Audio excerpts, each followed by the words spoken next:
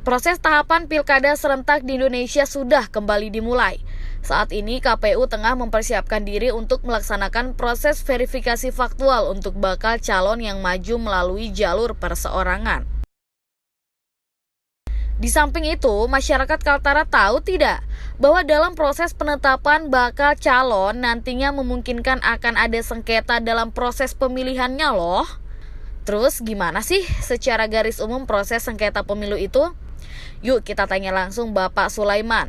Beliau ini merupakan koordinator divisi penyelesaian sengketa Bawaslu Provinsi Kaltara. Pak, gimana sih prosedur untuk mengajukan permohonan sengketa pemilu? Di Perbawaslu 2 tahun 2020 kan metode pelaporan itu kan dia ada dua hal. Jadi bisa dilakukan secara langsung dan juga bisa dilakukan secara tidak langsung.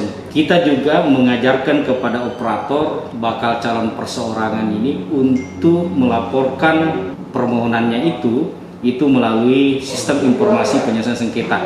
Itu kalau laporan itu dilakukan secara tidak langsung. Nah, itu secara online dia maksudnya.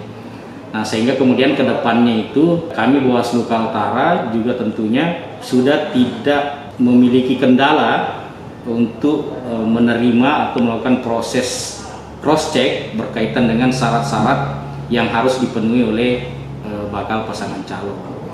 Dengan masih dalam kondisi pandemi COVID-19, gimana sih Pak teknis dalam mengatur jalannya sidang sengketa pemilu agar tetap aman? Tetap memang, jadi semua aktivitas kita itu tetap kita harus sesuaikan dengan standar protokol kesehatan.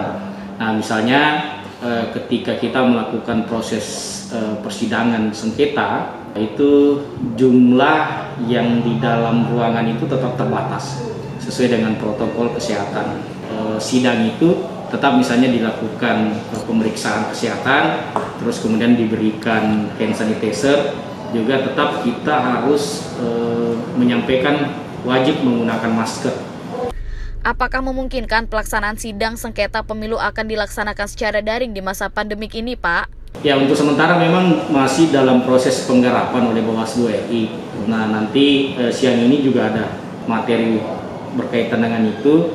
Nah, untuk perampungan Perbawaslu terkait dengan persidangan melalui daring, dan itu potensi sekali di masa pandemi ini. Nah, namun kita Bawaslu kan tetap kita menunggu sampai kemudian ada dasar yang bisa kita jadikan pegangan untuk melakukan sidang sengketa melalui daring. Selama Bapak menghadapi sengketa pemilu, kasus sengketa apa sih Pak yang biasanya mendominasi? Biasanya pencalonan itu memang karena itu kan berkaitan dengan apakah calon ini itu dinyatakan memenuhi syarat atau tidak memenuhi syarat. Nah, makanya potensi sengketa itu banyak sekali terjadi di situ. Nah, tetapi di tahapan-tahapan lainnya juga ada, misalnya tahapan kampanye nanti, terus kemudian tahapan-tahapan pemutahiran data, karena bisa saja pasangan calon ini menganggap bahwa nama-nama misalnya yang tidak dimasukkan di dalam daftar pemilih tetap itu oleh penyelenggara teknis itu tidak dimasukkan. Nah, bisa saja nanti itu diajukan sebagai dasar untuk mengajukan permohonan penyelesaian sengketa. Apa sih harapan Bapak untuk para peserta pemilu yang nantinya akan mengajukan sengketa pemilu?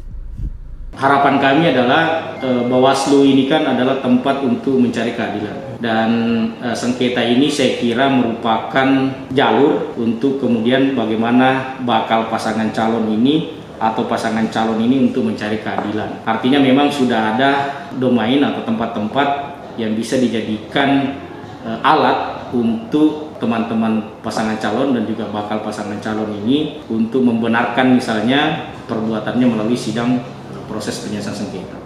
Yuk bersinergi untuk mewujudkan pilkada yang aman, damai, dan sehat.